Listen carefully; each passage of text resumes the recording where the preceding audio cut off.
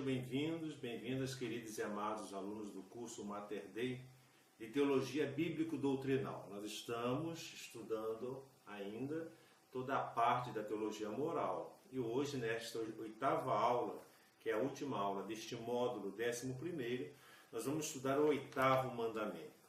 Mas antes vamos dar início à nossa oração inicial. Em nome do Pai, do Filho e do Espírito Santo. Amém. Senhor Deus, fazei que nós, vossos filhos, que buscamos conhecer mais os vossos ensinamentos, cresçamos na nossa fé e no vosso conhecimento, para que possamos adorar-vos e amar-vos como vós mereceis. Por nosso Senhor Jesus Cristo, vosso Filho, na unidade do Espírito Santo. Amém. Em nome do Pai, do Filho e do Espírito Santo. Amém.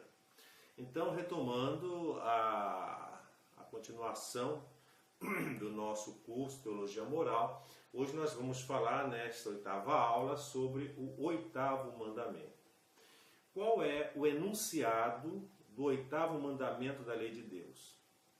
Em Êxodo capítulo 20, versículo 16, nós encontramos: não levantarás falso testemunho contra o teu próximo. Vejam bem, é a questão do falso testemunho.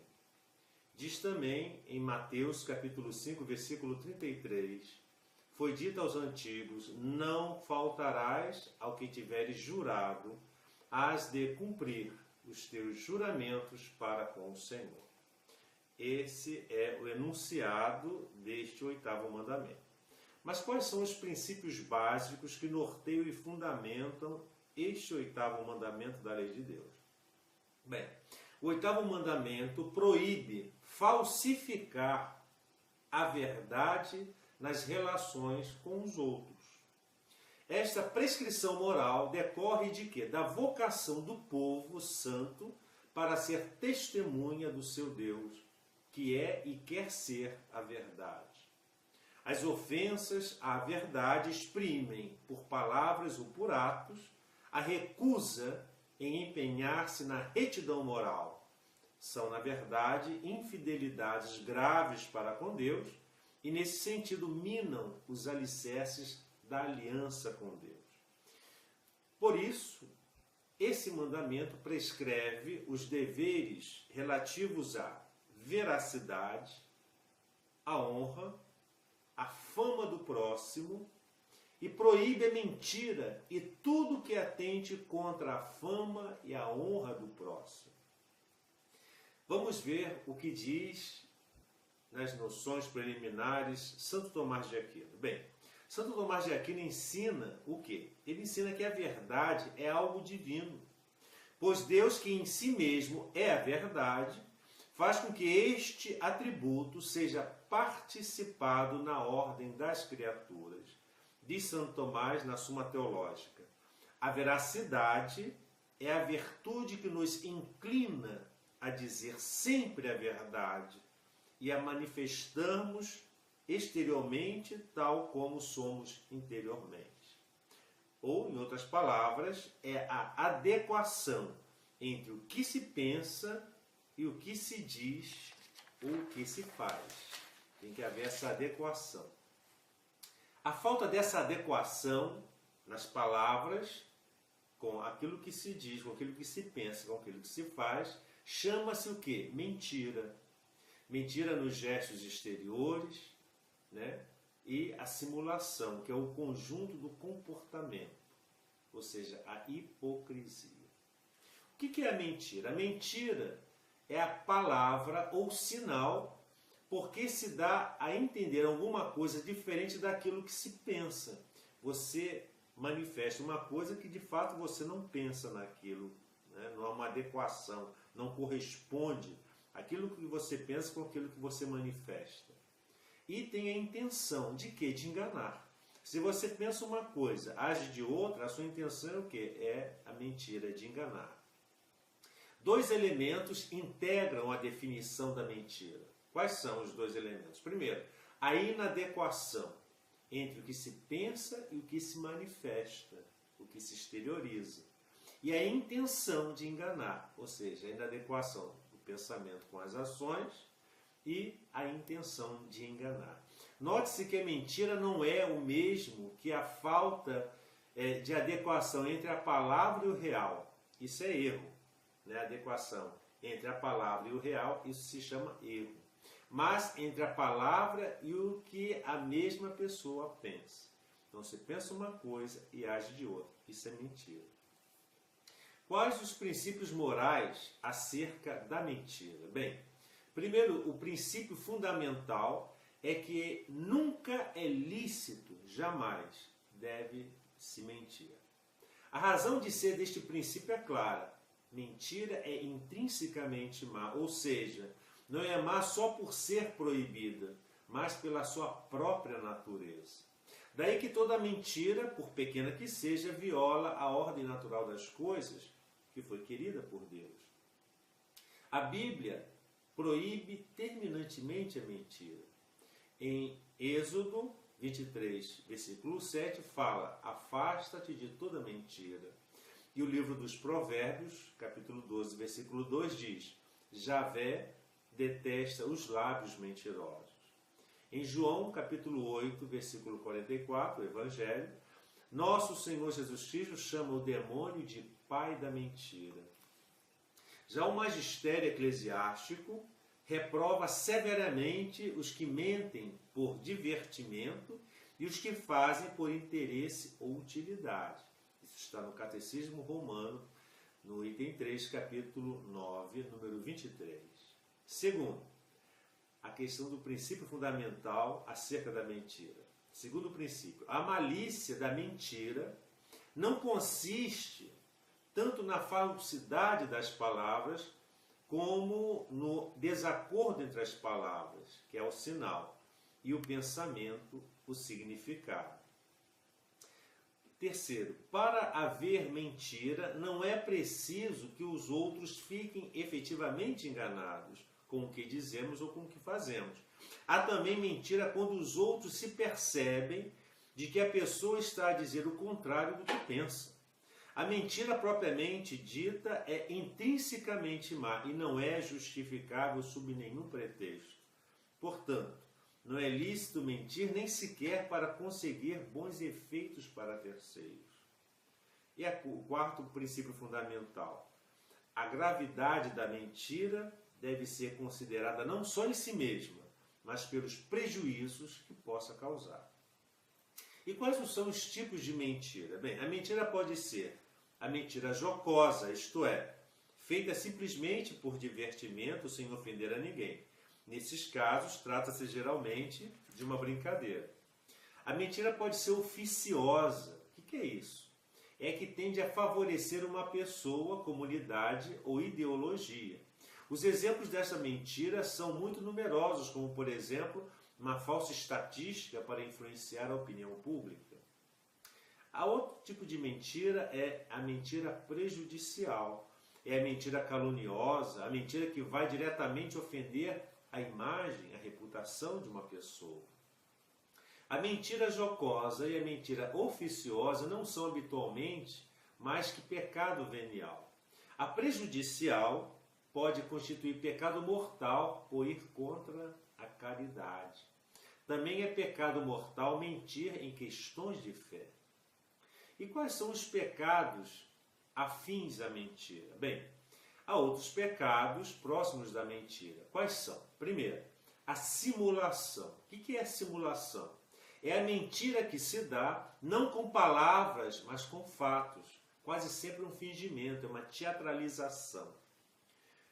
Segundo, a hipocrisia. O que é hipocrisia? A hipocrisia que tanto se fala, mas que muitas pessoas não entendem o que é hipocrisia. Então vamos defini-la aqui nesse momento. A hipocrisia consiste em aparentar exteriormente o que não se é na realidade, a fim de conquistar a estima de todos. Então, é uma forma de enganar os outros, você aparentar uma coisa que você não é, com a finalidade de conquistar a estima dos outros. O terceiro pecado, a mentira, é a adulação. O que é adulação? É exagerar os elogios ao próximo a fim de obter algum proveito. Bajulação, por exemplo. E a quarta é a loquacidade. O que é a loquacidade? É falar de forma leviana, com perigo de apreciações inexatas ou injuriosas, que facilmente podem levar a caluniar ou difamar. Né? Às vezes, a loquacidade ela se identifica com insinuações maldosas. E a lícita ocultação da verdade? Pode-se ocultar a verdade? Bem, pode-se de maneira lícita. Em que sentido? Primeiro, a licitude de ocultar a verdade. Quando ocorre isso?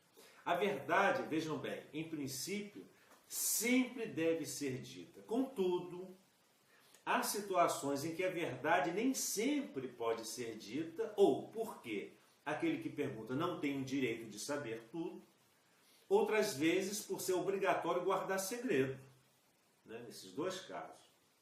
Efetivamente, tem que se considerar que na vida se dão situações em que não é lícito ocultar a verdade, desde que não se minta. Afirma Santo Tomás de Aquino o seguinte, que é lícito recorrer a certa dissimulação para ocultar prudentemente a verdade. Isso é uma coisa muito delicada. Todo homem tem o direito de manter a verdade em reservados aspectos. Quais são esses aspectos? Sobretudo da sua vida privada. Tem as coisas da sua vida privada que você tem que manter segredo, né? Manter certa discrição, cujo conhecimento não serviria a nada ao bem comum e, pelo contrário, poderia prejudicar legítimos interesses pessoais, familiares ou de terceiros. Tem coisas que não interessam a todo mundo, coisas da sua vida íntima, né? Coisas da sua vida particular. Trata-se de um direito que, em geral, não se pode considerar absoluto, pelo que pode haver razão suficiente para que uma pessoa tenha a obrigação moral de dar a conhecer também esses aspectos reservados. O próximo, no entanto, tem o direito a que se lhe fale com a verdade, mas não tem o direito, salvo nesses casos excepcionais que eu falei, a que lhe seja revelado o que pode ser matéria de legítima reserva.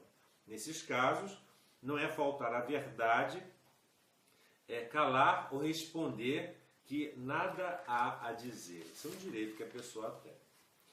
Segundo, a questão da restrição mental. O que é restrição mental? A restrição mental é um modo de ocultar a verdade que consiste em pronunciar uma frase que, tomada como soa, é falsa, mas que tem um sentido verdadeiro oculto na mente de quem fala. Quando não haja nenhum rastro ou indício por onde se possa descobrir a verdade, chama-se a restrição puramente mental. Se, pelo contrário, fica alguma brecha por onde se possa vislumbrar a verdade, chama-se restrição latamente mental.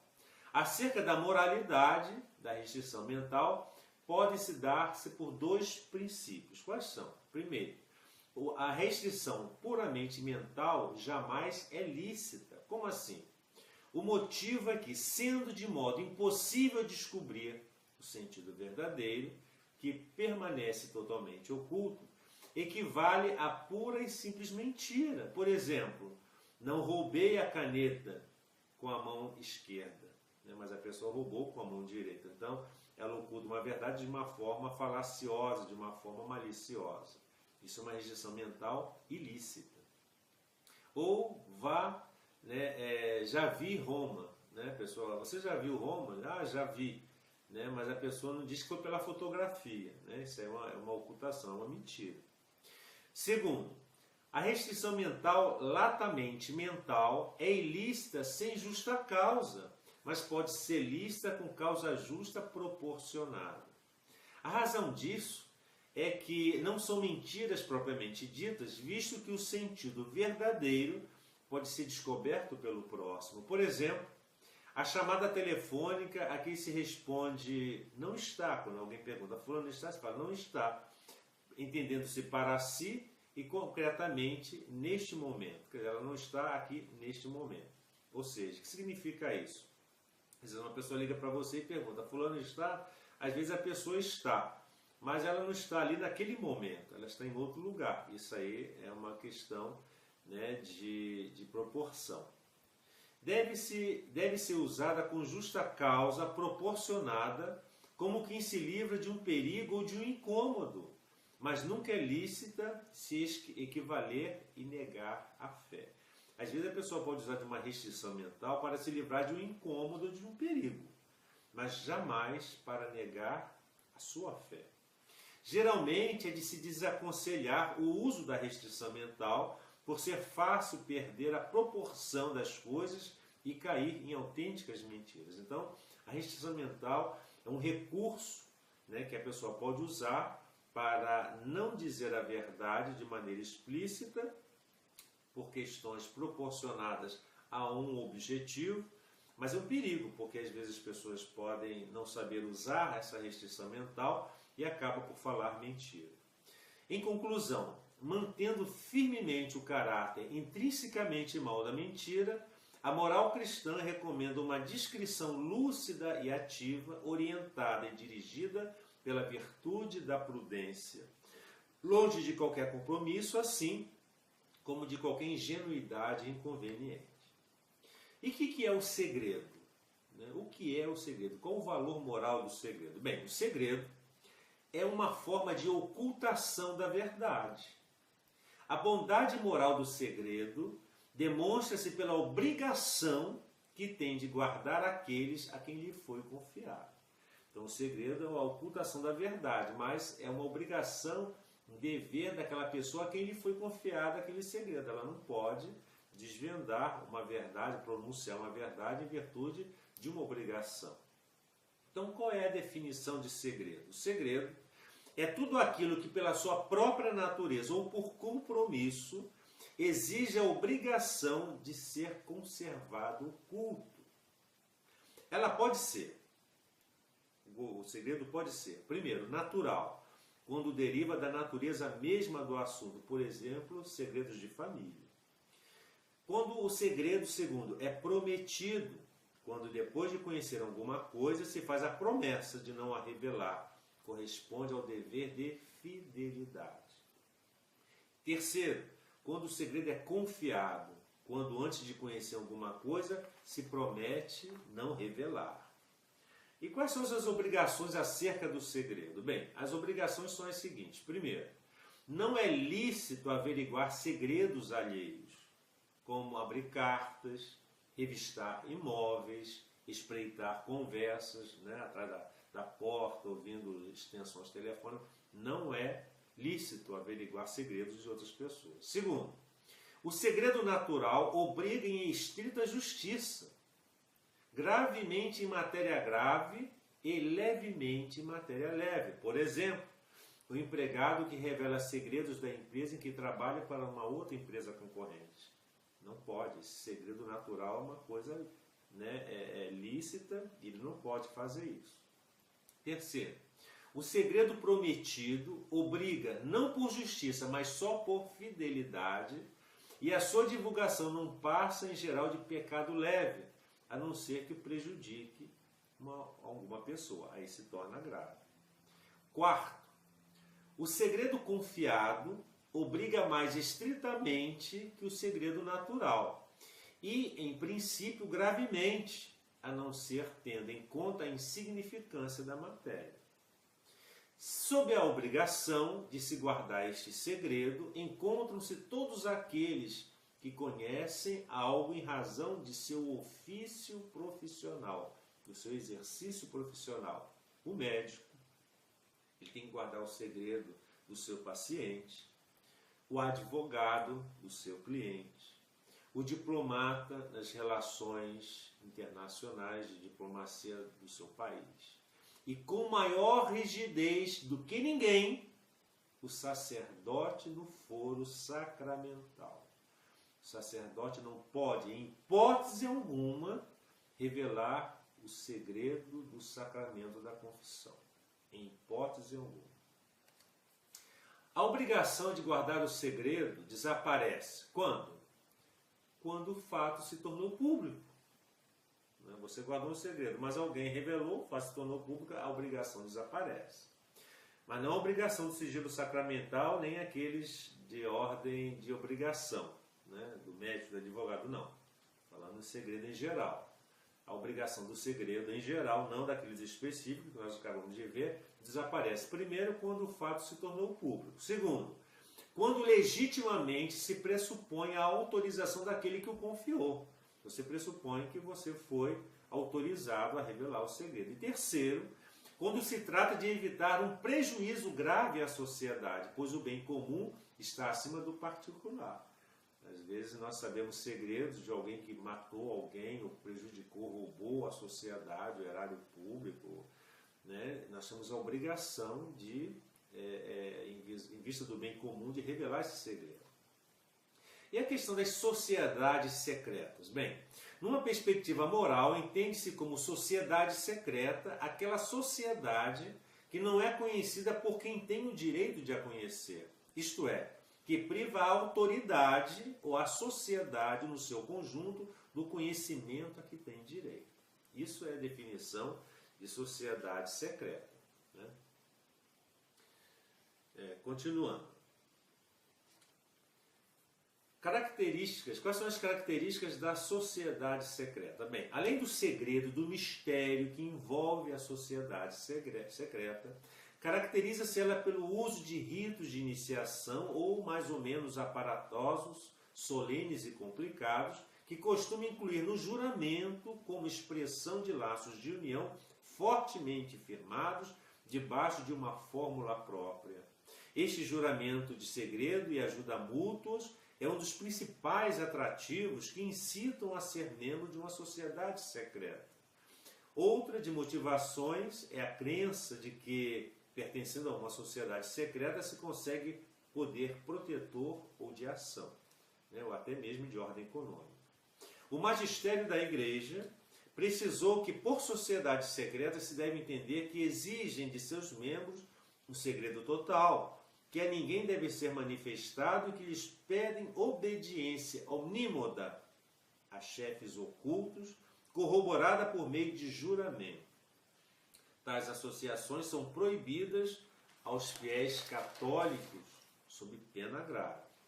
A Santa Sé, a Igreja, proíbe expressamente que o católico pertença à maçonaria, por considerar a sociedade secreta tipo que atenta contra a religião e é subversiva ao poder legítimo da sociedade civil. Recairia também debaixo da denominação de sociedade secreta, movimento racista e protestante Ku Klux Klan, movimentos terroristas independentes como o Mau Mau no Quênia, os Tupamaros no Paraguai, o IRA no Ulster, as Farc na Colômbia e outros, né, que existem pelo mundo afora. E a questão da fidelidade? Bem, a fidelidade é a virtude moral que inclina a vontade a cumprir as promessas feitas. Tal como a veracidade é uma virtude indispensável na vida social. Sobre ela se assenta, por exemplo, o matrimônio, a fidelidade, o cumprimento dos contratos, as atuações na vida pública, etc. A fidelidade é um compromisso contraído com o outro. Né? Nós avançamos contratos, pactos, compromissos com outras pessoas. E a fidelidade é o elemento essencial que fará com que as cláusulas desses pactos, desses contratos, desses compromissos sejam, digamos assim, adimplidos, né? E a fidelidade é o que vincula a consciência, porque o não cumprimento do prometido pode causar prejuízo, porventura grave, ao próximo, que vai agir confiando na palavra recebida. A infidelidade em matéria grave, e sobretudo quando intervém um contrato, é uma modalidade de mentira, além de ser uma injustiça. Né? Isso aí são coisas que a gente tem que estar muito, muito clara, muito... Né? E vamos ver agora quais são as ofensas à verdade. Né? Quais são os pecados, as ofensas à verdade. Bem, os discípulos de Cristo revestiram-se do homem novo, criados segundo Deus, na justiça e na santidade verdadeiros. Encontramos isso em carta aos Efésios, capítulo 4, versículo 24. São libertos da mentira, 4, versículo 25 de Efésios. Devem rejeitar toda malícia, falsidade, hipocrisia, invejas e toda espécie de maledicência. Primeira carta de Pedro, capítulo 2, versículo 1. E o falso testemunho e o perjúrio? Bem, uma afirmação contrária à verdade, feita publicamente, veja bem, uma afirmação contrária à verdade, feita publicamente, reveste de gravidade particular perante um tribunal, é um falso testemunho. Quando mantida sob juramento, é um perjúrio. Esses modos de agir contribuem quer para condenar o inocente, quer para absolver o culpado, ou aumentar a pena em que se tiver incorrido o acusado. E comprometem gravemente o exercício da justiça e a equidade na sentença pronunciada pelos juízes. O respeito pela reputação das pessoas proíbe toda e qualquer atitude ou palavra suscetíveis de lhes causar dano injusto. Torna-se culpado, por exemplo, de juízo temerário aquele que, mesmo tacitamente, admite como verdadeiro, sem prova suficiente, um defeito moral do próximo. Isso aí é juízo temerário. O que é maledicência? Torna-se culpado de maledicência aquele que, sem motivo objetivamente válido, revela os defeitos e as faltas de outrem a pessoas que os ignoram. Ignora esses defeitos. E a calúnia, aquele que por afirmações contrárias à verdade prejudica a reputação dos outros e dá ocasião a falsos juízos a seu respeito. Isso é um pecado grave. Para evitar o juízo temerário, ou seja, aquele juízo em que a pessoa mesmo tacitamente admite como verdadeiro, sem prova suficiente, um defeito moral do próximo, cada um deve, para evitar o juízo temerário, cada um procurará interpretar em sentido favorável, tanto quanto possível, os pensamentos, as palavras e os atos do seu próximo.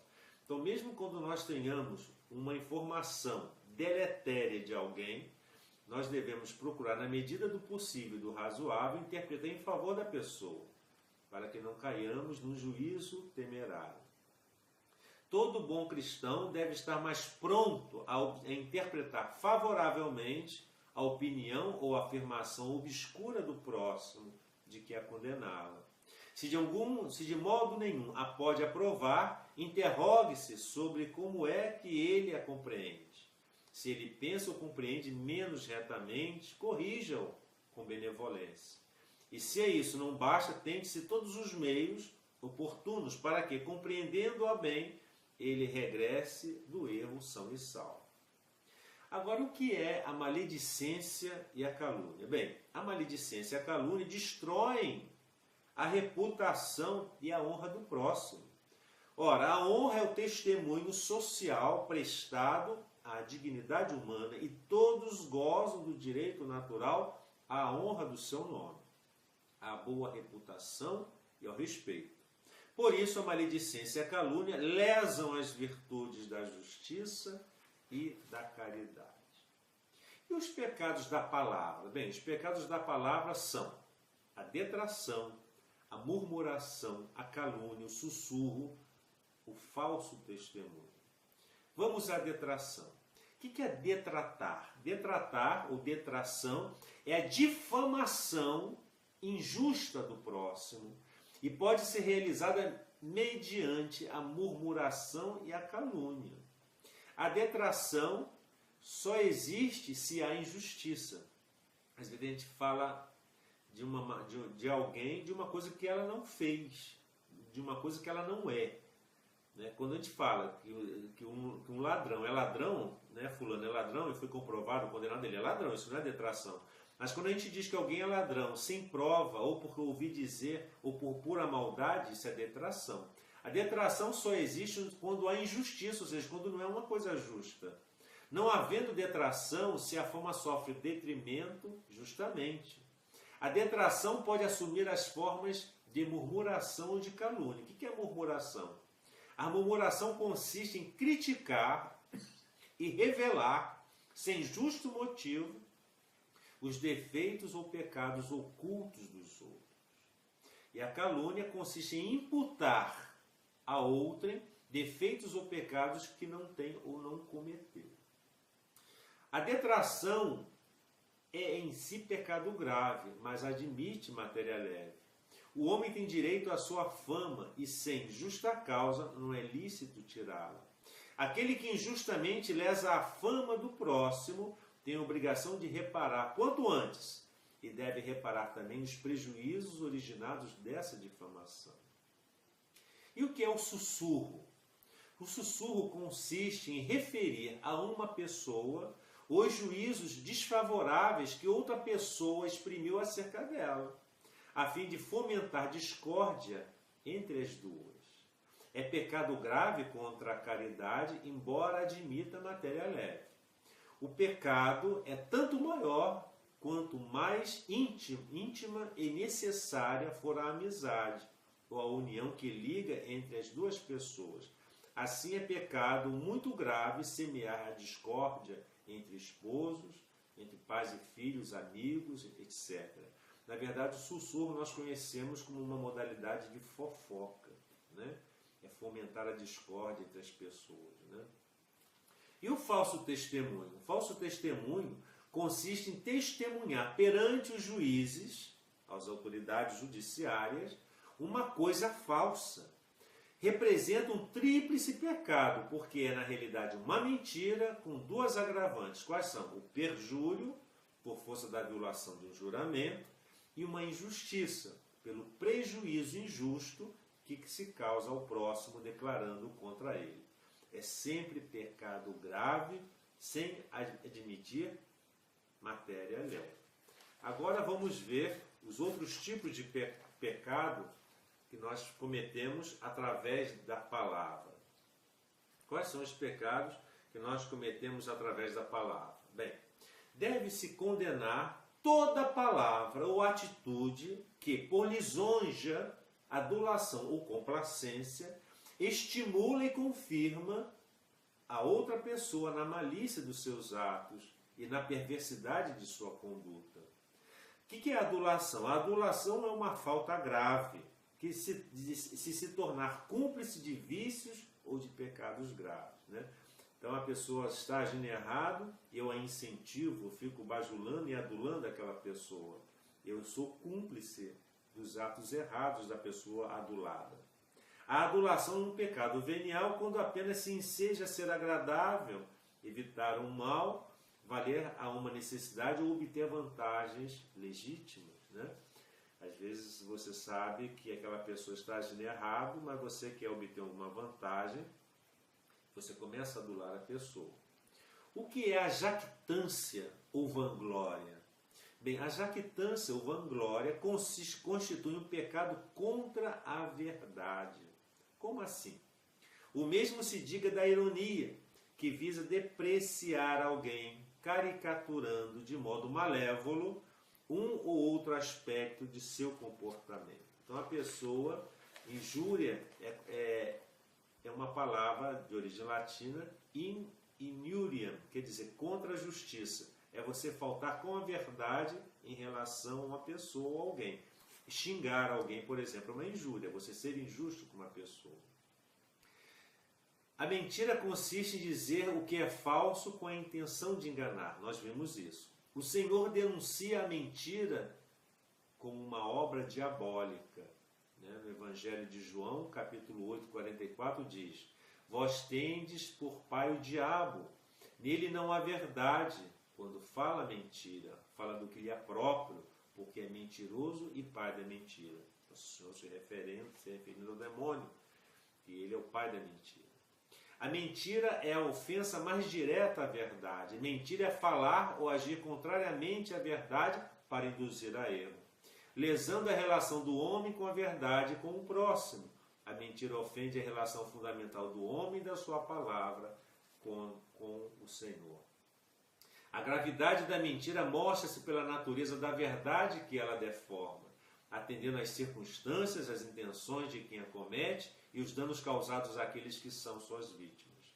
Embora a mentira em si não constitua mais do que um pecado venial, torna-se mortal quando lesa gravemente as virtudes da justiça e da caridade.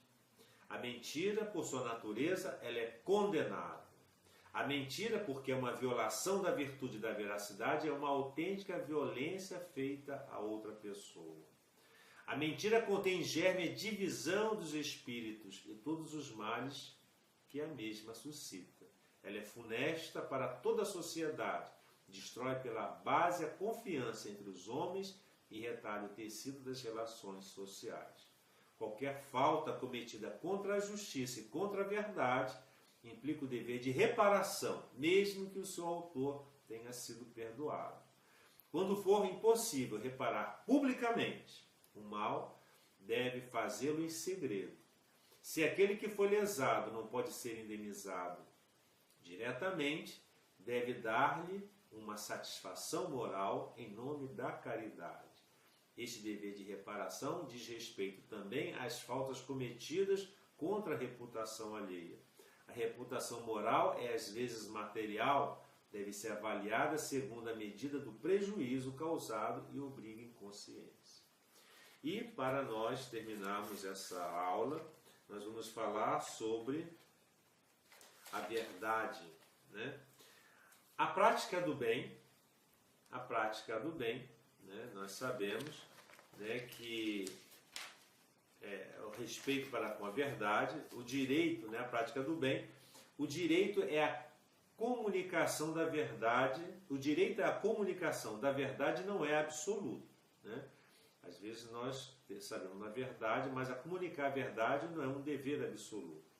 Cada um deve conformar a sua vida com o preceito evangélico do amor fraterno, mas este requer em situações concretas que avaliemos se convém ou não revelar a verdade a quem pede. É caridade e o respeito pela verdade que devem ditar a resposta a qualquer pedido de informação ou de comunicação. O bem e a segurança de outrem, o respeito pela vida privada e pelo bem comum, são razões suficientes para calar o que não deve ser conhecido ou para usar uma linguagem discreta. Muitas vezes, o dever de evitar o escândalo impõe uma restrita discrição. Ninguém é obrigado a revelar a verdade a quem não tem o direito de a conhecer. Então, existe, por exemplo, o sigilo do sacramento, como nós falamos ainda atrás. O sigilo do sacramento da reconciliação, da confissão, é sagrado e não pode ser revelado sob pretexto algum. O sigilo sacramental é inviolável, pelo que o confessor não pode denunciar o penitente, nem por palavras, nem por qualquer outro modo, nem por causa alguma. Se eu sei na confissão de um crime que o meu penitente a mim revelou, eu posso, como penitência a ele imposto, ele se revelar à autoridade policial. Se ele não cumpre por medo, por vergonha, por falta de caráter, eu não posso ir lá e denunciá-lo, em hipótese alguma. Tem os segredos profissionais, conhecidos, por exemplo, por políticos, militares, médicos, juristas, ou as confidências feitas sob sigilo devem ser guardados, salvo em casos excepcionais em que a retenção do segredo poderia causar a quem o confiou a revelação, a quem o confiou, a quem o recebeu, ou a terceiros, danos muito graves e somente evitáveis pela revelação da verdade. Mesmo que não tenham sido confiadas sob sigilo, as informações particulares prejudiciais a outrem não devem ser divulgadas sem uma razão grave e proporcionada. Então, às vezes, as pessoas guardam segredos, ou profissionais, ou por amizade. Esses segredos não podem ser revelados, a não ser que causem um mal muito grande às pessoas, a elas envolvidas, ou ao bem comum. Cada qual deve observar uma justa reserva a propósito da vida privada das pessoas. Eu tenho que respeitar a vida privada das pessoas, reservadamente. Os responsáveis pela comunicação devem guardar uma justa proporção entre as exigências do bem comum e o respeito pelos direitos particulares. A ingerência dos órgãos de informação na vida privada das pessoas comprometidas numa atividade política ou pública é condenável na medida em que atenta contra a sua intimidade e a sua liberdade. Então, essas coisas nós temos que ter muito cuidado, muito respeito. E aqui eu termino esse 11º módulo, essa 8ª aula, porque esse é o 8º mandamento. Já agora no 12º módulo, que nós iniciaremos no próximo vídeo, nós daremos continuação à teologia moral nesse estudo dos 10 mandamentos. Nós já vamos para o 9º mandamento, que vai ser a primeira aula do 11º módulo já no próximo. Então, eu não esgotei os assuntos referentes a esses mandamentos, a esses 8 primeiros mandamentos que eu comentei nesse módulo, porque vocês têm a apostila, vão poder estudar e aprofundar na apostila e na bibliografia que eu anexo à apostila. Então, por favor, se aprofundem e estudem, porque aqui a gente só coloca as coisas mais, digamos, prementes, mais importantes, de uma maneira muito, digamos, superficial, porque esses estudos exigem aprofundamento, exigem tempo, leitura exaustiva, porque é importante para nosso aperfeiçoamento espiritual. Que o Senhor nos abençoe e guarde-nos de todo mal, nos conduza à vida eterna.